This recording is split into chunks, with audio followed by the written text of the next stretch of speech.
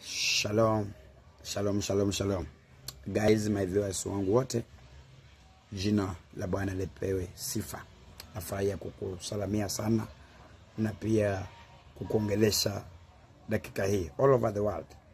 Naomba Mungu wangu wa mbinguni aweze kukubariki. Ni tangazo fupi kwamba Jumapili hii ninakaribisha watu, wewe ukiwa mmoja wao. Nakaribisha watu, wewe ukiwa mmoja wao.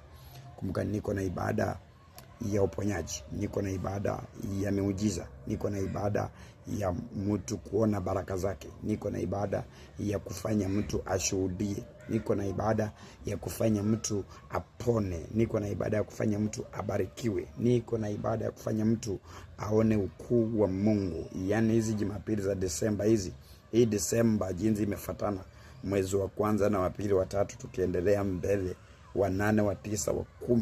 Yaani hizo ibada zote nimejipanga kukuhubiria, kukufundisha na kukuelimisha vizuri zaidi. Na atakaye kuja akiwa mgonjwa ama utakaye niletea mtu akiwa mgonjwa, ukweli ni kwamba atapona na atafunguliwa. Maana maandiko yanasema Yesu aliwaponya wengi, Yesu aliwaokoa wengi, Yesu aliwatetea wengi, Yesu aliwafungua wengi. Naomba mtazamaji wangu nikukaribishe, njoo nikufungue kutoka kwa magonjwa, njoo nikufungue kutoka kwa mashetani, njoo nikufungue kutoka kwa aibu, njoo nikufungue kutoka kwa mateso, njoo nikufungue kutoka kwa umaskini, njoo nikufungue kutoka kwa hali hizo ambazo unapitia za ndoto mbaya, njoo nikufungue kwa hizo hali ambazo unapitia za damu yako kumwagika mara kwa mara. Njoo nikufungue mtazamaji wangu kwa hizo hali zako ambazo mtoto umemzungusha apone na haponi. Njoo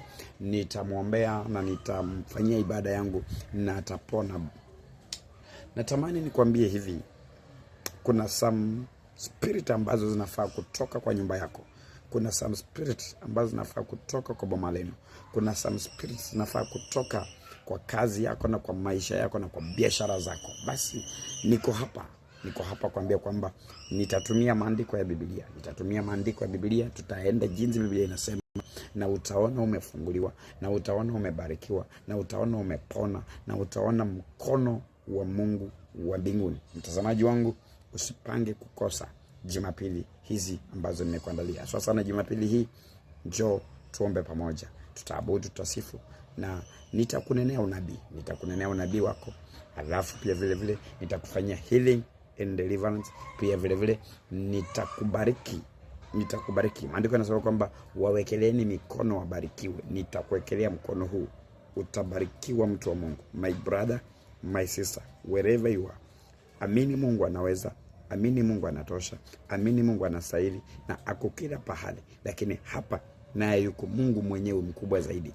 Njoo, utabarikiwa na utapona. Ungepotea, tumia namba hizo ambazo ziko hapo. Ni WhatsApp zetu za madhabahuni. Hiyo namba yetu ya WhatsApp ya madhabahuni unaweza tumia kwa ajili ya kufika direction hiyo, utadirectiwa. Tuko Mombasa, maeneo ya Mikindani. Ukifika Mombasa Mikindani, utaulizia tu, Mungu atakufikisha. Mungu atakuwezesha, utapona na utafunguliwa. Mungu atakuwezesha, utaona baraka. My God bless you. Usikose kulike, usikose kushare, usikose kusubscribe. Mungu akubariki mtu wa Mungu. I love you so much, madam. I love you so much, sir. And may God bless you. I salute you. Mungu wangu akulinde usiku, mchana, uingiapo na utokapo. Mungu akuonekanie kwa njia zako na safari zako. I salute you, and may God bless you for sharing and liking. Thank you.